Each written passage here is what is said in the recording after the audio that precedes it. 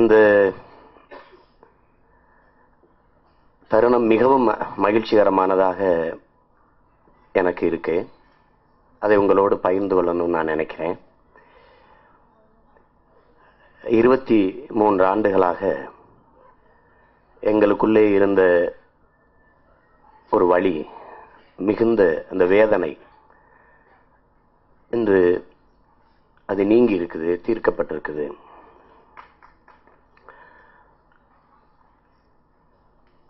நான் தொடர்ச்சியாக இலங்கை கடற்படை எமது மீனவ உறவுகளை தாக்கி கொண்டிருந்த நேரத்தில் அடக்க முடியாத ஆத்திரத்தில் இனி மீனவனை நீ அடித்தா நான் மாணவனை அடிப்பேன்னு நான் பேசிட்டேன். அதுக்காக நான் சிறைப்படுத்தப்பட்டேன். தேசிய பாதுகாப்பு சட்டம் 5 மாதம் புழல் சிறையில் தான் என்னை அடைக்க கொண்டு போனாங்க. வாசலுக்குள்ளே போயிட்டேன். திருப்பி உடனே காவலர்கள் என்னை அவசர அவசரமாக எடுத்து இரவோர இரவா வேலூர் சிறையில் போய் அடைச்சாங்க.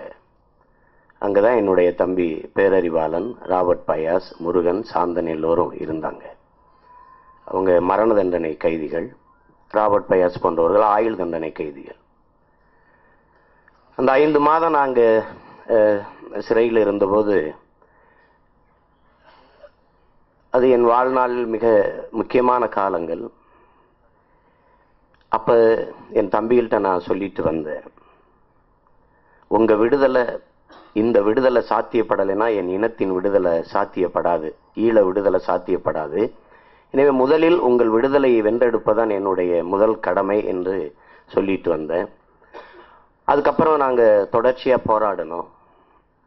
கருணை மனு நிராகரிக்கப்பட்டுச்சு, தூக்கு தண்டனை உறுதியாச்சு, பல தளங்களில் போராட்டம். மான தமிழச்சி தங்கை செங்கொடி தனது உயிரை தந்தா அன்னங்கள் உயிரை காப்பாற்றுவதற்கு. 23 ஆண்டுகளாக எனது அம்மா அற்புதம் தெரு தெருவா நடந்து, பார்க்காத தலைவர்கள் இல்லை, போடாத மண் இல்லை, அவள் வடிக்காத கண்ணீர் இல்லை. எந்த ஊர் கூட்டமானாலும் தன் மகன் விடுதலைக்காக யார் பேசினாலும் நடந்தே வருவாங்க. அவங்களுடைய 23 ஆண்டு கால அந்த தவம், அந்த போராட்டத்தின் வெற்றியாக இன்றைக்கு நேற்று மரண தண்டனை குறைக்கப்பட்டு இன்றைக்கு தமிழக சட்டசபையில் மாண்புமிகு தமிழக முதல்வர் அவர்கள் மத்திய அரசு 3 நாளில் இந்த 7 பேரையும் விடுதலை செய்யவில்லை என்றால் மாநில அரசு விடுதலை செய்யும் என்று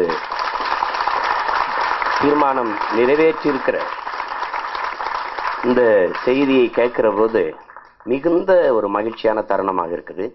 இங்கே பேசிய எனது அண்ணன் சிவா சொன்னாங்க, இந்த அரங்கத்துக்கு வந்தபோது அவங்களுக்கு மகிழ்ச்சியான செய்தி, தொடுக்கப்பட்ட வழக்கிலிருந்து அனைத்து வழக்குகளும் தள்ளுபடி செய்யப்பட்டது என்ற ஒரு வெற்றி செய்தி அவங்களுக்கு எவ்வளவு மகிழ்ச்சியா இருந்ததோ, அதை போலவே எனக்கு மட்டும் இல்லை, உலகம் முழுமைக்கும் வாழ்கிற 12 கோடி தமிழ் தேசிய மக்களுக்கும் இது ஒரு மகிழ்ச்சியான செய்தி. ஏன்னா எந்த ஒரு குற்றத்துக்கும் மரணம் தண்டனையாக இருக்கக்கூடாது என்பதுதான் மனிதநேயமுள்ள ஒவ்வொரு மனிதனும் விரும்புவது. தேசப்பிதா காந்தி சொல்றார், சிறைக்கூடங்கள் சிறைச்சாலை குற்றவாளிகளுக்கு நல்வழிப்படுத்துகிற மனநல மருத்துவமனை தானே ஒழிய அது கொலை களம் அல்ல என்கிறார். அந்த அடிப்படையில் தான் நாம் கேட்கிறோம். குற்றத்திற்கு தண்டனை வேண்டாம் என்று சொல்லல, மரணம் எந்த ஒரு குற்றத்திற்கும் தண்டனையாக இருக்கக்கூடாது என்பதுதான் நம்மளுடைய விருப்பம், நிலைப்பாடு. அதை முன்வைத்துத்தான் போராடி இன்று வென்றிருக்கிறோம். இது மனித நேயத்திற்கு கிடைச்ச வெற்றி என்றுதான் நாம் இதை பார்க்கணும். அந்த தருணத்தில் கடந்த 3 நாட்களாக இருந்த என்னுடைய மனநிலையை நான் சொல்லணும்னு நினைக்கிறேன். என்னுடைய நண்பன் என்னோடு என்னுடைய இயக்கத்தில் பணியாற்றிய சுபமுத்துக்குமாரை கொலை செய்துட்டாங்க 3 ஆண்டுகளுக்கு முன்பு. அவனுடைய நினைவு தினத்தில் பேசிட்டு நான் அதிகாலையில் திரும்புகிறேன். காவல்துறை அதிகாரி எனக்கு ஒரு செய்தி அனுப்புகிறார். மிகவும் சோக செய்தி உங்களுக்கு, உங்கள் அப்பா பால்மேந்திரா இறந்துட்டாருன்னு. நேர எங்கள் அப்பா வீட்டுக்கு போகிறேன். அங்கே போகணும். அதுக்கு முன்னாடி ஒரு திருமண வரவேற்புக்கு நான் வர்றேன்னு சொல்லிட்டேன். அவர் கூப்பிட்டுக்கிட்டே இருக்கிறார். எங்கள் அப்பா இறந்த செய்தி அவருக்கு தெரியாது. அவர் திருமண நிகழ்வில் போய் கலந்துக்கணும், மகிழ்ச்சியாக இருக்கணும். திருப்பி நேராக எங்கள் அப்பா வீட்டுக்கு வரணும். எங்கள் அப்பா பார்க்கும்போது எனக்கும் எங்கள் அண்ணன் அறிவுமதி, என் தம்பி பாலா, முத்துக்குமார், சீனு ராமசாமி, வெற்றிமாறன், இவர்களுக்கெல்லாம் எங்களுக்கெல்லாம் அவர் வெறும் இயக்குனர் இல்லை, தகுந்த வழிகாட்டி, நல்ல ஆசான் அவர். என்னுடைய அப்பா, எங்கள் அம்மா என்னை பார்த்து உங்கள் அப்பா உன்னை விட்டு போயிட்டாருன்னு அழுகிறாங்க. பெரிய வேதனையாக இருக்குது. வெடித்து அழுகிறேன். மறுபடியும் ஒரு 2 மணி நேரத்தில் எங்கள் அண்ணன் உணர்ச்சி பாவலர், அவன் தன் பாக்களால் எங்களை எல்லாம் புழுக்களால் நெளிந்து கொண்டிருந்த எங்களை புலிகளாக மாற்றிய ஒரு புலவன். அவன்தான் எங்கள் அப்பா பாலுமகேந்திராவுக்கு பெண் பார்த்து எங்கள் அம்மா அகிலாவை திருமணம் செய்து வச்ச தோழன், பக்கத்து வீட்டு உறவினர். அவர் வீட்டு மகள் திருமணம், அதுக்கு போகணும். அங்கே போய் இரவு முழுக்க அவரோடு திருப்பி எங்கள் அப்பா வீட்டுக்கு வரணும். காலையில் உடல் எடுத்துக்கிட்டு போகிறாங்க. உடலோடு ஊர்வலத்தில் போய் கொண்டிருக்கும்போது என் அண்ணன் கலைக்கொட்டு உதயம் அவர்களுடைய பிறந்த நாள், தமிழன் தொலைக்காட்சி 12வது ஆண்டு நிகழ்வு, அதுக்கு போகணும். பாதி ஊர்வலத்திலே இந்த நிகழ்வில் பங்கேற்கணும்னு போனேன். அது காரணம் எங்கள் அப்பா இறந்துட்டார், அவர் கோவிச்சுக்கிற மாட்டார். ஆனால் எங்கள் அண்ணன் அந்த நிகழ்வுக்கு போகலைன்னா உரிமையோட கோவிச்சுப்பார். அதனால் எங்கள் அப்பாட்ட வருத்தம் தெரிவிச்சுட்டு அவர் நிகழ்வுக்கு போகிறேன். அடுத்த நாள் தீர்ப்பு வரப்போகுது தம்பிகளுடைய விடுதலைக்கு, மரண தண்டனை குறைக்க. ஏற்கனவே வீரப்பன் அவர்களுடைய வழக்கில் தண்டனை குறைக்கப்பட்டிருந்தாலும் அதுபோலவே இதுவும் குறைக்கப்படுங்கிற நம்பிக்கை இருந்தாலும் பதட்டம், பயம், இரவில் உறக்கம் இல்லை. டெல்லியிலிருந்து என் தம்பி வழக்கறிஞர் நல்லபடியாக தீர்ப்பு வரும், நிம்மதியாக உறங்குங்கிறான். உறங்க முடியல. சரியாக தீர்ப்பு வருது, மரண தண்டனை குறைக்கப்படுது. மகிழ்ச்சியான செய்தி. அடுத்து எப்படியாவது இனி தமிழக அரசின் கையில் தான் விடுதலை இருக்குது, போராடி எப்படியாவது தம்பிகளை வெளியில் கொண்டு வரணும்னு. அது காரணம் இருக்கு. எனது தம்பி பேரறிவாளன் பயாசு, என் தம்பியை நான் சந்திக்க போகும்போது பொங்கலுக்கு இந்த முறை போவீங்களா என்று கேட்குறான். போவேன். என் மனைவிட்ட கேட்குறான், அடுத்த முறை அண்ணி நானும் உங்களோட பொங்கல் வைக்க வந்துடுவேன்ல, அந்த நம்பிக்கை இருக்குல்ல என்று கேட்குறான். அவனுக்கு உப்பு கறினா பிடிக்கும். நான் அடுத்த முறை வீட்டுக்கு கரிசோறு சாப்பிட வந்துடுவேன்ல என்று 23 ஆண்டுகளாக இந்த மரணத்தின் வழியை சுமந்து கொண்டிருந்த எனது தம்பி பேரறிவாளன், முருகன், சாந்தன், ராபர்ட் பயாஸ், எங்கள் அண்ணன் ஜெயக்குமார், தம்பி ரவிச்சந்திரன் எல்லோரும் இன்னும் 3 தினங்களுக்குள் விடுதலையாக போகிறார்கள் என்று நினைக்கும் போது அதைவிட ஒரு மகிழ்ச்சியான ஒரு தருணம், ஒரு செய்தி எதுவுமே இருக்க முடியாது. அதை உங்களோடு பகிர்ந்து கொள்ளணும்னு நினைக்கிறேன். இப்போ இந்த அரங்கை விட்டு வெளியில் போய் என் தாய் அற்புதத்தை கட்டி பிடித்து கதறி அழனும் போல இருக்கு.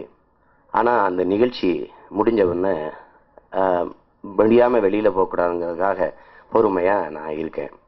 இங்கே இருக்கிற என்னுடைய அண்ணன் அறிவுமதி, அவர் ஒரு கவிஞராக உங்களுக்கு தெரியும். எங்கள் அண்ணனை போல ஒரு அநியாயத்துக்கு நல்லவனை இந்த உலகம் பார்க்காது.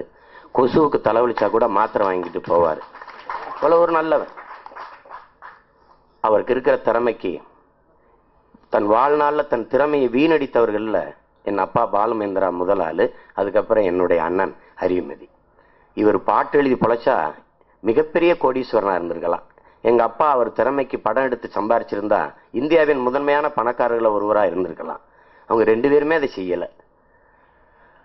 அது ஏன்னு தெரியல. எங்கள் அண்ணன் அவருடைய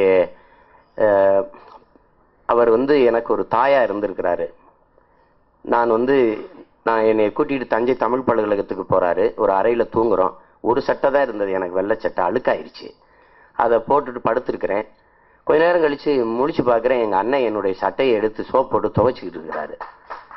அப்படி என்னையே இல்லை, என்னுடைய தம்பி முத்துக்குமார, என் தம்பி தபு சங்கர, இன்னைக்கு இயக்குனராக இருக்கிற என்னுடைய சகோதரன் செல்வபாரதிய, சுந்தர்சிய, எல்லாரையும் எங்கள் 73 ஹபீபுல்லா சாலையில் அந்த வீட்டில் தான் நாங்கள் எல்லாம் வளர்ந்தோம். அப்படி ஒரு தாய் போல இருந்த வளர்த்த எங்கள் அண்ணன் அறிவுமதி, அவர் இந்த விழாவிற்கு வந்து இந்த படத்தை வெற்றிக்கு வாழ்த்த வந்திருப்பது எனக்கு பெரிய மகிழ்ச்சி. குறிப்பாக என்னுடைய அண்ணன் கலைக்கோட்டு உதயத்தை சொல்லணும்.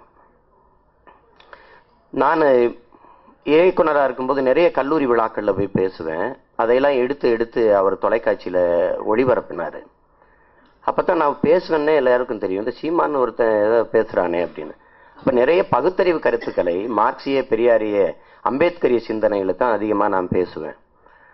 அப்போவே அவர் சொன்னார், அண்ணா நீங்கள் ஒரு இந்த இனத்துக்கு தலைவன் ஆகணும், நீங்கள் ஒரு கட்சி ஆரம்பிங்கன்னு. நான் சிரிப்பேன், என்ன இவருக்கு அப்படின்னு. தனியாக கூப்பிட்டு சொல்லுவார், நீங்கள் ஒரு இயக்கமாகணும், கட்சி ஆகணும்னு. காலம் என்னைய வலுக்கட்டாயமாக இதை செய்து வச்சிருச்சு. இந்த நாம் தமிழருங்கிற கட்சி, நான் கட்சி ஆரம்பிப்பேன், அதில் ஒரு தலைவராக இருப்பேன், இந்த இனத்தை ஓர்மைப்படுத்த இப்படி உழைப்பேன்லாம் நான் கனவுளுடன் நினைக்கல. நான் எங்கள் அண்ணன் சிவா அவர்களுக்கு ஒரு துரோகம் செஞ்சுருக்கேன். இன்னைக்கு வரைக்கும் அந்த குற்ற உணர்வு எனக்கு இருக்கு. அவர் பகலவன்னு என்னுடைய கதையை தான் எடுக்க சொல்லி கட்டாயப்படுத்தினார். அதை எடுத்திருந்தா ஒரு மிகப்பெரிய வெற்றி படமாக அது அமைஞ்சிருக்கும். தொடர்ச்சியாக எனக்கு நானும் படங்களை இயக்கி இருந்திருக்கலாம். அன்றைக்கு அந்த வாழ்த்துக்கள் படத்தை எடுத்து அவருக்கு பெரிய பொருள் இழப்பை நான் தந்துட்டேன். அந்த படத்தை வெளியிட்டுட்டு நான் இருந்த நாளில் தான் ஒரு வாரத்தில் என்னுடைய தலைவர் பிரபாகரன் இடத்துலேருந்து எனக்கு அவசரமாக அழைப்பு. நான் போனேன். அந்த நாளிலிருந்து என்னுடைய வாழ்க்கை திசை மாறிட்டது. நான் அங்கே இருக்கும்போது தான் வாழ்த்துக்கள் படம் ஓடிக்கொண்டிருக்குது. அது வெற்றி அடையலைன்னு என் தலைவருக்கு தெரிஞ்சிட்டது. என்னை கூப்பிட்டு சொன்னார், நமக்கு எதுக்கு இந்த பூ கவிதையெல்லாம், நமக்கு எதுக்கு? நான் ஒன்றும் தலை குஞ்சிட்டே இருந்தேன். நமக்கு தம்பி மாதிரி படம் இருக்கணும், தரையிலையும் அடிக்கணும், திரையிலையும் அடிக்கணும், அப்போ தான் விடுதலை வரும் சொன்னாரு. சரி அண்ணா, அந்த அந்த அந்த இதை நினச்சி பார்க்குறேன். அதுக்காக நான் வருந்துறேன். என் அண்ணன் சிவாவை போல ஒரு தயாரிப்பாளர் தமிழ் திரையுலகிற்கு கிடைப்பது ரொம்ப அரிது, ரொம்ப அரிது. அவர் தயாரிப்பாளர், தயாரிப்பு நிர்வாகி, ஒரு நல்ல சகோதரன், ஒரு தகப்பன், எல்லாமா இருப்பார், ஒரு தோழன், அப்படி இருப்பார் அவர். அவருக்கு ஒரு வெற்றி படத்தை தராமல் நான் விட்டுட்டேங்கிற குற்ற உணர்வு எனக்கு இன்னும் இருக்கு. அதுக்கு ஒரு என்னுடைய திமிர்த்தனமும் காரணம். என் தாய்மொழி தமிழிலே எல்லா உரையாடலையும் எழுதணும்னு நினச்சது பெருத்து அதுக்கு வருத்தப்படுறேன். இந்த இனத்தில் நான் பிறந்ததுக்கு பெருமை அடைகிறேன், அதே நேரம் ரொம்ப சிறுமையை அடைகிறேன். திரையில் படம் ஓடிட்டு இருக்கு, நன்றின்னு சொல்கிறாங்க, நேசிக்கிறேன்னு சொல்கிறாங்க, அந்த இடங்கள்லாம் ஊழையிடுறாங்க. இங்கே பேசுகிறவங்கெல்லாம் கூட தேங்க்யூன்னு சொல்கிறாங்கல்ல, அப்படி சொல்லாமல் நன்றின்னு சொல்கிறாங்க, நேசிக்கிறேன்னு சொல்கிறாங்க, விமர்சனம் எழுதுகிறாங்க. ஐ லவ் யூ என்று வர வேண்டிய இடங்களில் எல்லாம் நேசிக்கிறேன் என்று வருவது நெருடலாக இருக்கிறது என்று எழுதுகிறாங்க. எப்படி இருக்கு பாருங்க. உடனே நான் காசி அண்ணாவுக்கு எடுத்து சொல்கிறேன், அண்ணா இப்படி வந்திருக்குன்னு. அன்பை கூட தன் தாய்மொழியில் பரிமாறிக்கொள்ள தெரியாத ஒரு இனம் இருந்தால் என்ன, செத்தா என்ன, விடு என்று சொல்றார். நினைச்சு பாருங்க, தமிழர்களுக்கு தாய்மொழி அந்நியப்பட்டு போச்சு. இத மாதிரி ஒரு இழிவு எதுவுமே இல்லை. அதில் நான் கொஞ்சம் பிடிவாதமா இருந்தேன், அதனால தோற்றேன். ஆனா தொடர்ச்சியா நாங்கள் தோற்றுக்கொண்டே இருப்போம்னு யாரும் நினைச்சிட வேண்டாம், உறுதியா வெல்லுவோம். இன்னைக்கு கலைக்கோட்டு உதயம் அவர்கள் தமிழன் கலைக்கூடம் என்று வச்சிருக்கிறதே பெருத்த பெருமையாகவும் மகிழ்ச்சியா இருக்குது. ஏன்னா இங்க எடுக்கிறது தமிழ் படம், பார்க்கறது காசு கொடுக்கறது தமிழன்.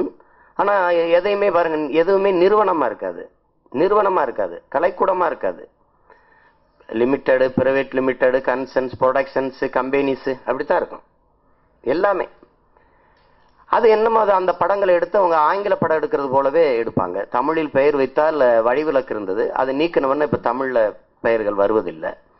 அப்ப இதெல்லாம் ஒரு திட்டமிட்டு ஒரு தேசியனத்தின் மொழியை சிதைத்து அழிக்கிறதுக்கான ஒரு பெரிய இதை நீங்க பார்க்கணும். இது நாங்கெல்லாம் சொல்லி கொண்டிருக்கிறோம் ராஜபக்சே இனப்படுகொலையாளன் துரோகின்னு. அதைவிட இனப்படுகொலையும் துரோகமும் இங்க நடந்து கொண்டிருக்குது. எவரவர் பிள்ளைக்கு தமிழில் பெயர் வைக்கலையோ அவரெல்லாம் இன துரோகி. எவருக்கெல்லாம் தமிழ் எழுத படிக்க பேச தெரியலையோ அவன் மிகப்பெரிய இன துரோகி. அவனும் தாய்மொழியை பெற்றதாயை மறந்துட்டு போறவன் எப்படி சுயநிலை உள்ளவனா இருக்க முடியும்?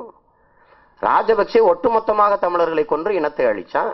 இவங்க உயிருக்கு நிகரான தாய்மொழி தமிழை அழிச்சு சிறுக சிறுக இனத்தை கொண்டு கொண்டிருக்கிறார்கள். ரெண்டுக்கு என்ன வேறுபாடு இருக்குது? அப்ப இந்த நிலையில் ஒவ்வொருவரும் ஒரு சிறிய எழுத்தை கூட மாற்றிக்கொள்வதில்லை. பெரும்பாலான இயக்குநர்கள் முதல் எழுத்தை தகப்பனார் பெயரை ஆங்கிலத்திலான், அவங்க அப்பா வெள்ளைக்காரர் போல எல்லாரும் முதல் எழுத்தை ஆங்கிலத்திலான் போடுகிறார்கள். எந்த இயக்குனர் சில விளம்பர பலகைகளில் பார்த்தால் எல்லா ஒளிப்பதிவு இயக்கம் எல்லாமே ஆங்கிலத்தில்தான் வருகிறது. தலைப்பு மட்டும் வெறுமனே ஒரு பேருக்கு தமிழில் வைத்துக் கொள்கிறார்கள். இந்த நிலையை மாற்றணும்.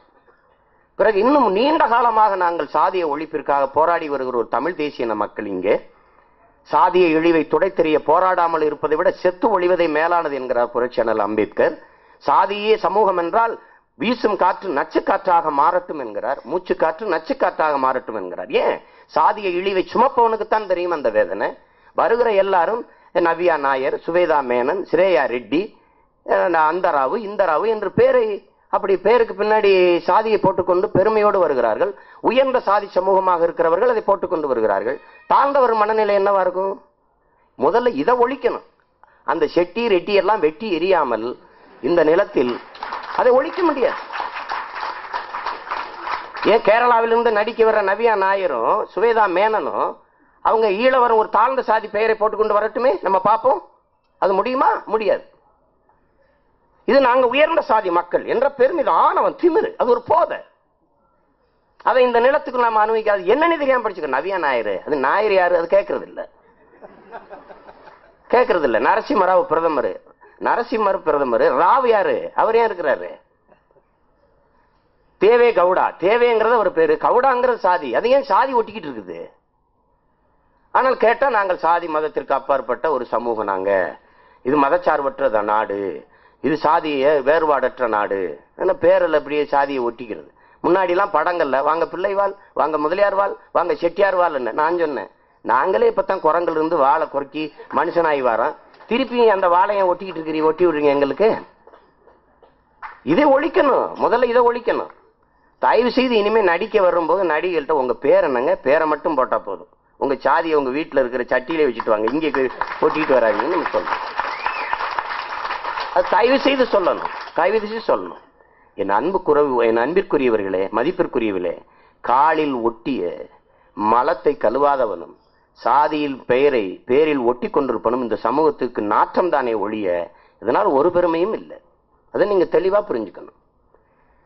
அப்ப இந்த நிலையில் என்னுடைய அண்ணன் கலைக்கொட்டு உதயம் அவர்கள் வழியில்லாது தாழ்ந்து வீழ்ந்து கிடக்கிற தமிழ் தேசிய மக்களின் உரிமைக்காக, மீட்சிக்காக, செத்து அழிந்து கொண்டிருக்கிற என் தாய்மொழி மீட்சிக்காக, உரிமை இழந்து, உணர்வை இழந்து, உயிரையும் இழந்து கொண்டிருக்கிற இழிவான நிலையில் இருக்கிற என் அன்னை தமிழ் சமூகத்தின் மேம்பாட்டிற்காக, விடுதலைக்காக, எளிய மக்களின் பிள்ளைகள், பஞ்ச பராரிகள், அன்றாடங்காட்சிகளின் வாரிசுகள் நாங்கள், அரசியல் வலிமையற்ற பிள்ளைகள் நாங்கள்.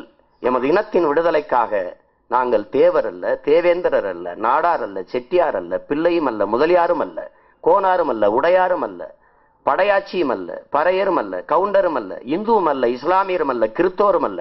இது எங்கள் அடையாளம் அல்ல.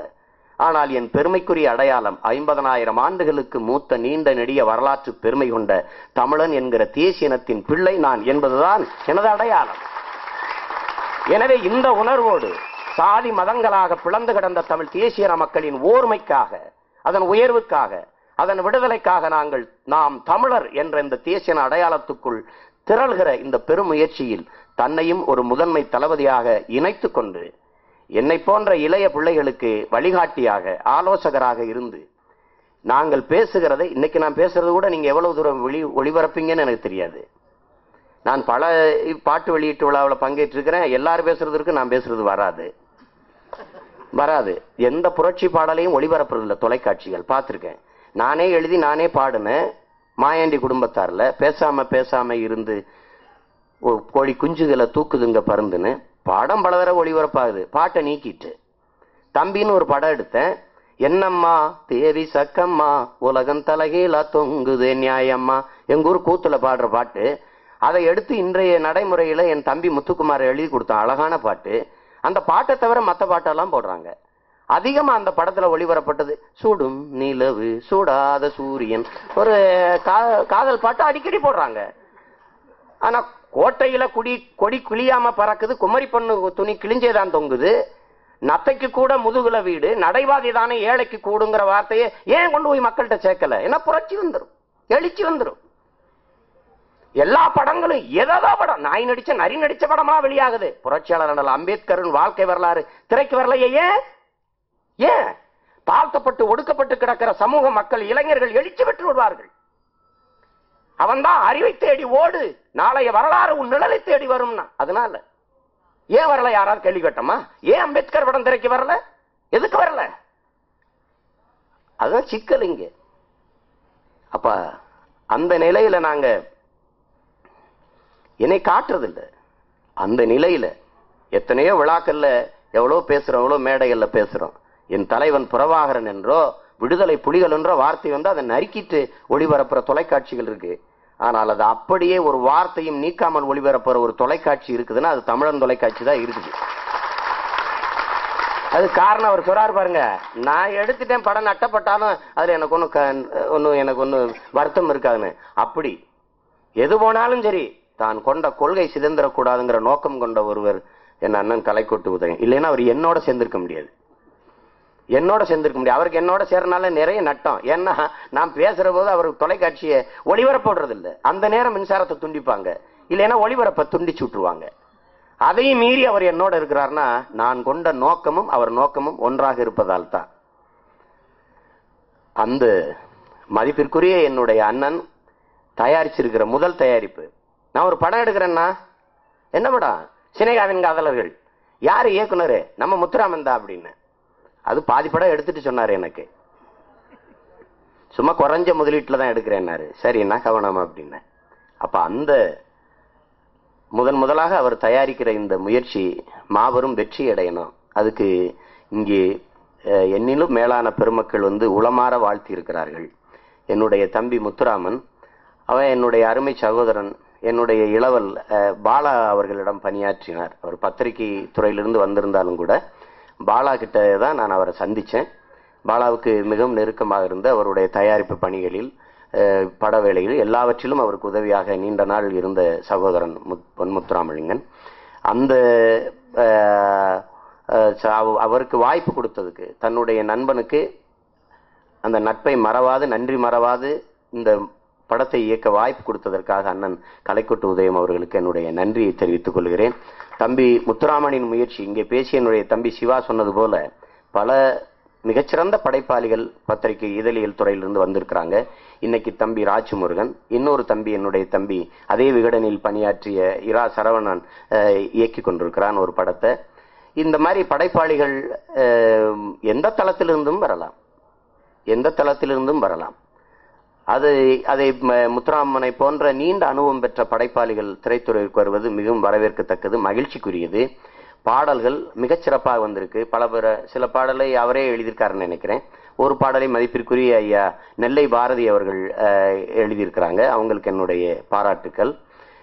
மதுரை பற்றி நீ கண்ணகி கால் சிலம்பு அந்த பாட்டை பார்க்கும்போது அது கடைவீதியில் நடந்து போன மாதிரியே இருந்தது, ஒரு உணர்வு வந்தது எனக்கு.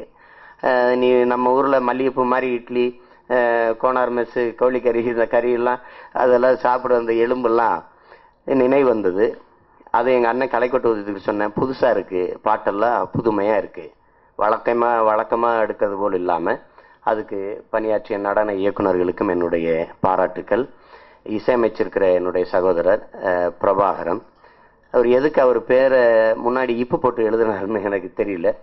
அது புதுமையாக இருக்கணும்னு நினச்சிருந்தாரோ என்னவோ.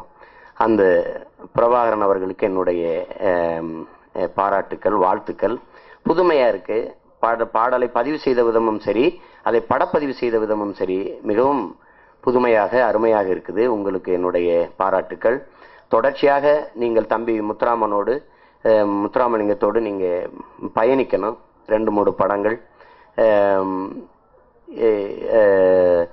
புதிய பாடலாசிரியர்களுக்கு நீங்கள் வாய்ப்பு கொடுக்கணும். அது நான் உங்களிடத்துல ஒரு கோரிக்கையாக வேண்டுகோளாக வைக்கிறேன். இந்த நிகழ்வில் பங்கேற்ற அனைத்து பெருமக்களுக்கும், ஐயா தமிழ் தொலைக்காட்சி நிர்வாக இயக்குனருக்கும், என்னுடைய அருமை நண்பர் ரமேஷ் கிருஷ்ணனுக்கும், ஐயா JSK சதீஷ் அவர்களுக்கும், இந்த படத்தில் சண்டை இயக்குனராக பணியாற்றிய என் மதிப்பிற்குரிய சகோதரர் ஐயா ஜாக்குவார் தங்கம் அவர்களுக்கும் என்னுடைய மனப்பூர்வமான நன்றியும் வணக்கத்தையும் தெரிவித்துக் கொள்கிறேன். இந்த படம் மிகப்பெரிய வெற்றி அடைய வாழ்த்துகிறேன். எல்லோரும் மகிழ்ச்சியான ஒரு தருணத்தில் இந்த படத்தை வாழ்த்துறோம். மிகப்பெரிய வெற்றி அடையும். தம்பி முத்துராமலிங்கன் பல படங்களை இதுபோல நீ இயக்கி வெற்றி அடைய வேண்டும். என் அண்ணன் கலைக்கொட்டு உதயம் அவர்களும் பல படங்களை தயாரிக்க வேண்டும் என்று வேண்டி அவர்களை வாழ்த்தி உங்கள் அனைவருக்கும் நன்றி கூறி விடைபெறுகிறேன். வணக்கம். சற்று முன் ஆடியோ கேசட் ரிலீஸ் பண்ணும்போது ஜாகுவார் மாஸ்டர் சொன்னார், ஆரம்பத்திலே ரிலீஸ் பண்ண வேணாம் சார், பொதுவாக கடைசி நேரத்தில் தான் பண்ணுவாங்க, ஏன்னா ஊடகங்கள் எல்லாம் முடிச்ச உடனே கிளம்பி போயிடுவாங்கன்னு. ஆனால் அவர் ஒன்றும் சிந்திக்கலை. பக்கத்தில் உட்கார்ந்து இருக்கிற அறிவுமதியும் சீமான் இருக்கும்போது ஊடகங்கள் போகுமா? ஏன்னா நானே சீமானுடைய பேச்சு கேட்கணும்னு சொல்லி தான் அறிவுமதி அவர் இந்த இசிஜி கிராஃப் மாதிரி அப்படியே அந்த ஃப்ளோ பார்த்தீங்கன்னா அவ்வளோ அழகாக பேசுவார். இப்படிப்பட்ட 2 பேர் இருக்கும்போது மேடையில் இருந்தோ இல்லை ஊடகங்கள் யார் இங்கிருந்து கிளம்ப முடியும்? அப்படிப்பட்ட ஒரு நல்ல உள்ளங்கள் இன்னைக்கு உண்மையிலே தயாரிப்பாளருடைய முகத்தை அங்கே பேனரில் பார்த்த உடனே தெரியுது, நிச்சயமா அவர் ஒரு அருமையான மாதிரி நல்ல மனிதர். ஆனால் நாங்கள் நேற்று ஒரு சின்ன இது நடந்தது. முத்துராமலிங்கம் எங்களை இந்த ஃபங்க்ஷனுக்கு வரணும் நேற்று முந்தா நாள் சொன்னார். நான் சொன்னேன், எங்களுக்கு ஒரு பாலிசி அசோசியேஷனில் மெம்பராக இருந்தால் தான் இது உருவாக்குனது அங்கே விக்ரமன் டைரக்டர் அசோசியேஷனில் அங்கே மெம்பராக இருந்தால் தான் நிகழ்ச்சியில் கலந்துக்கணும், இல்லைன்னா மற்றதுக்கெல்லாம் நம்ம போயிடுது இருந்தால் நல்லா இருக்காது, அப்போ தான் உறுப்பினர்களுக்குள்ள ஒரு கட்டுப்பாடு இருக்குன்னு சொல்லி அதையே நாங்களும் சரி நம்மளும் அதே மாதிரி ஒரு, ஏன்னா பல அசோசியேஷன்ஸ் இருக்குது, கில்டு இருக்காங்க, சவுத் இந்தியன் ஃபிலிம் சேம்பர், ஏன்னா இந்த டைட்டில் பிரச்சனை இதெல்லாம் கிளாஷ் ஆகுது. அதனால் ஒரு ஒழுக்கத்துக்காக இல்லை சார் நீங்கள் தயவுசெய்து நீங்கள் மெம்பராக நான் நல்லா இருக்கணும்னு சொல்லி சொன்ன உடனே தயாரிப்பாளர் சங்கத்துக்கு வந்தார். அந்த நேரம் நான் கொஞ்சம் ஹாஸ்பிட்டலில் ஒரு வேலையாக இருந்தேன். ஆனால் நான் அவரை சந்திக்க முடியல. நீங்கள் வந்த பிறகு தான் அவர் முகத்தை பார்த்த உடனே ஐயோப்பா அந்த நேரத்தில் நான் இல்லையேன்னு சொல்லி வருத்தப்பட்டேன். ஏன்னா நல்லவர்களை சந்திக்கிறது இன்றைக்கி ரொம்ப அரிதாக இருக்குது. ஸோ அந்த அடிப்படையில் இன்றைக்கி எல்லாரும் இங்கே வாழ்த்து வந்தவங்களிருந்து எல்லாருமே நல்ல உள்ளங்களெல்லாம் இங்கே கூடியிருப்பது உண்மையிலே ஒரு நல்ல செய்திகளும் பாராட்ட வேண்டிய ஒரு விஷயம். அந்த அடிப்படையில் நிச்சயமாக நான் இங்கே ஒரு தயாரிப்பாளருக்கு ஒரு வாக்குறுதி சொல்லலாம். ஏன்னா அந்த உறுப்பினராகி அதுக்கு 1 லட்ச ரூபாய் கட்டி உறுப்பினராக இருக்கார். அந்த 1 லட்ச ரூபாய்க்கு 1 கோடி ரூபாய் உங்களுக்கு வருமானம் வர அளவுக்கு எங்கள் அசோசியேஷன் சார்பில் இங்கே ஜிடிவி கண்ணன் சொன்னது போல எல்லாம் நாங்கள் எல்லாம் உட்கார்ந்து ஒரு சேட்டலைட்லேருந்து ஒரு வியாபார ரீதியாக நல்ல தியேட்டர்ஸ் இங்கே ஜேஎஸ்கே வந்திருக்கார். இன்றைக்கு இருக்கிற மொத்தமாக படங்கள் வாங்கி தமிழ்நாடு முழுவதும் ரிலீஸ் பண்ணக்கூடிய ஒரு சாமர்த்தியசாலின்னு சொன்னால் ஜேஎஸ்கே சதீஷ் சொல்லலாம். ஸோ இப்படிப்பட்டவர்கள்லாம் உள்ளதுனால நான் சொல்ல வந்தது நிச்சயமாக உங்களுடைய எண்ணம் ஏன்னா நீங்கள் ஒரு உத்தரவாதம் சொன்னீங்க, இந்த படம் ஜெயிச்சா நான் நிச்சயம் ஜெயிக்கும், எனக்கு நம்பிக்கை இருக்குது, தொடர்ந்து நான் படங்கள் பண்ணுவேன்னு சொல்லி. ஏன்னா உங்கள் மாதிரி நல்லவங்க 4 பேர் இருந்தால் போகிறோம் இண்டஸ்ட்ரியை காப்பாற்ற முடியும். ஆக அந்த ஒரு அடிப்படையில் நிச்சயம் இந்த படம் மாபெரும் வெற்றி பெறும். இயக்குனர் பற்றி சொல்லி ஆகணும். ஏன்னா முத்துராமலிங்கம் ரொம்ப எளிமையான, அந்த பேசும்போதே நமக்கு நேரில் பார்த்த உடனே இன்னும் சந்தோஷமாக இருந்தது, இப்படிப்பட்ட ஒரு நல்லவர். ஆனால் பொதுவாக இப்போ இண்டஸ்ட்ரியில் நீங்கள் பார்த்தீங்கன்னு சொன்னால் டைரக்டர்ஸ் பல பேர் அசோசியேட் டைரக்டர்ஸ் எல்லாமே கொஞ்சம் பிரபலமான நடிகர்களுக்கு கதை சொல்லணுன்றதுல ரொம்ப ஆர்வமாக ட்ரை பண்ணுறாங்க. ஆனால் யாரும் சரியாக கேட்கறதுனால.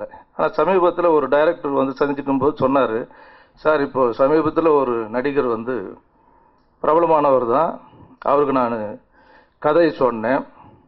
கதை சொன்ன உடனே எக்ஸ்ட்ராடினரியாக இருக்குது கதை, நம்ம உடனடியாக நல்ல ப்ரொடியூசர் பார்த்து படத்தை ஆரம்பிப்போம்னு சொல்லி. அப்போ அந்த டைரக்டர் சொல்லியிருக்கார், இல்லை சார் இது போன மாதம் ஏற்கனவே ரிலீஸ் ஆகி அட்ர ஃப்ளாப் ஆன படம், இதை போய் நீங்கள் நல்ல கதைன்னு சொல்கிறீங்களேன்னா எதுக்காக சொல்கிறேன்னு சொன்னால், இது நடிகர்கள் வெளி உலகத்தில் என்ன நடக்கிறதுனே தெரியாமல் இருக்காங்க இப்போ. அதாவது ஒரு பிரபலமானவர்கள், இதுதான் உண்மையான ஒரு விஷயம், என்ன நடக்குது, என்ன ஒரு ரயில்வே ஸ்டேஷனில் போனால் எங்கே டிக்கெட் எடுக்கணும், ஏது என்ன ஏர்போர்ட்டுக்கு எப்படி போகணுன்றது கூட தெரியாத ஒரு சூழ்நிலை. கதைகள் என்ன வந்துகிட்டு இருக்கு, அவங்களுடைய செலெக்ஷன்ஸ் எல்லாம் இப்படி தான் இருக்குன்றதுக்கு ஒரு எடுத்துக்காட்டாக இந்த டைரக்டர் வந்து இந்த நிகழ்ச்சியை சொன்னார். ஸோ சினிமா வந்து உண்மையிலேயே அருமையான ஒரு தொழில், அதில் வந்து எந்த விதமான சந்தேகம் கிடையாது. ஆனால் அதில் வரக்கூடியவங்கள் ஏன் என்னன்றது வந்து நிச்சயம் சிந்திச்சு பார்க்கணும். ஒரு பிரபலமான நடிகருக்கு தோல்வி அடைஞ்சா அவருடைய சம்பளம் 2 கோடி வந்து அதிகமாக கேட்குறாங்க ஃப்ளாப் ஆனால். அதே ஒரு சக்ஸஸ்ஃபுல்லாக இருந்த டைரக்டர் ஒரே ஒரு படம் வந்து ஃப்ளாப் கொடுத்தால் அவருக்கு அடுத்து வாய்ப்பு கிடையாது. இதுதான் நம்ம தெரிஞ்சுக்க வேண்டியது. காரணம், இயக்குனர்கள் வந்து சம்பளத்தை விட ஒழுக்கம், பிஹேவியர், ஆட்டிடியூடுன்னு சொல்லுவாங்க, இந்த அதெல்லாம் வந்து கொஞ்சம் பில்டப் பண்ணிட்டோம்னா எப்போ நமக்கு ஃப்ரெண்ட்ஸ் தான் நம்மளை காப்பாற்றுவாங்க. ஸோ அந்த சர்க்கிள் வந்து பில்டப் பண்ணிக்கணும். அந்தந்த காலகட்டத்தில் சக்ஸஸ் வரும் போகும். ஸோ ஆகையால் இது வந்து எதுவுமே நிரந்தரம் இல்லை. சினிமா பொறுத்தவரை இது ஒரு மாயை. இந்த மாயையிலையும் வந்து நம்ம சிக்கிக்கிட்டே தான் நம்ம நேசிக்கிற ஒரு தொழில் இதுதான். இது தவிர சினிமாவில் உள்ளவங்களுக்கு வேறு எந்த தொழிலும் தெரியாது. உதாரணத்துக்கு ஒரு கலெக்டர் நீங்கள் வந்து வாலண்டியர் ரிட்டையர்மெண்ட்டுக்கு மொத்த பணமும் கொடுக்குறோன்னு சொன்னால் சந்தோஷமாக வாங்கிட்டு போவாங்க. ஆனால் சினிமாக்காரன் நீங்கள் எத்தனை கோடி கொடுத்தாலும் நீ ரிட்டையர்ட் ஆக சொன்னால் இல்லை சார் கடைசியாக நான் ஒரு படம் ட்ரை பண்ணுறேன்னு சொல்லி. அதுதான் எங்களுடைய தொழிலில் உள்ள அந்த நேசிக்கிற ஒரு தன்மை எங்கள் தொழிலில் மட்டும்தான் நீங்கள் பார்க்க முடியும்.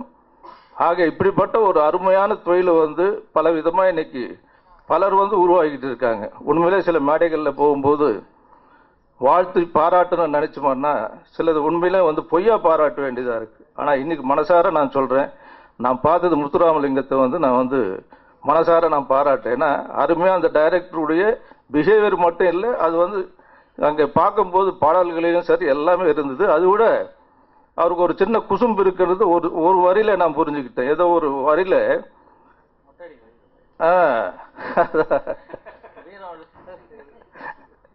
சொல்லும்போது அந்த சிம்பாலிக்கா வந்து அந்த மொட்டடிக்கு ஷார்ட் போட்டார், அந்த வார்த்தை போடார் உசுறு. நெக்ஸ்ட் சொல்லாம வந்து ஷார்ட் கட் பண்ணி போட்டார் போது அவருக்கு அந்த ஒரு டைரக்டர் வந்து எப்படி வந்து இந்த எந்த படமும் நிக்கில் இல்லாம இல்லையோ அதே படங்கள்ல நக்கலும் இல்லாம படம் இல்லை. இப்ப சினிமா அதுதான். ஸோ எவ்வளவு நையாண்டி எவ்வளவு கலாய்க்கிறோமோ அதுதான் வந்து இன்னைக்கு மக்கள் ரசிக்கிறாங்க. காரணம் யங்கர் ஜெனரேஷன். ஸோ அந்த ஒரு எப்போ அந்த ஒரு இது டைரக்டருக்கு இருக்கோ நிச்சயமா அது வந்து ஜாலியா ஒரு படமாகவும் இருக்கும். 4 காதலர்கள், ஸ்னேகா, உண்மையிலே வந்து சில நடிகைகள் வந்து ஸ்கிரீன்ல ஏதோ மேக்கப் அது இது நல்லா இருப்பாங்க, இவங்க நேரில் பார்த்தா கூட நல்லா இருக்காங்க. இது ஆனால் டைரக்டர் வந்து அவங்க முகத்துக்கு பொருத்தமா ஒரு அந்த ரிங்கு மூக்குத்தையும் போட்டாரன்னு சொன்னால் அதுக்கு அவங்களுக்கு மேட்ச் ஆயிருக்கு. அதே மாதிரி ஒரு கண்ணாடி பொதுவாக வந்து ஹீரோயின்ஸ் எல்லாம் போட மாட்டாங்க வயசா தெரியும்னு சொல்லி. பட் அது பார்க்கும்போது மாடர்னாக இருக்கு. ஸோ 4 ஹீரோஸில் வரிசையாக எடுத்து பண்ணால் நம்ம பேர் சரியா தெரியல, நம்ம தாடிக்காரரு ஃபர்ஸ்ட். ஏன்னா ஒருதல ராகத்துல இருந்து நீங்க பாத்தீங்கன்னா தாடி வச்சிருக்கிற ஹீரோக்கு வந்து ஜெனரலா சக்சஸ் இருக்கும்.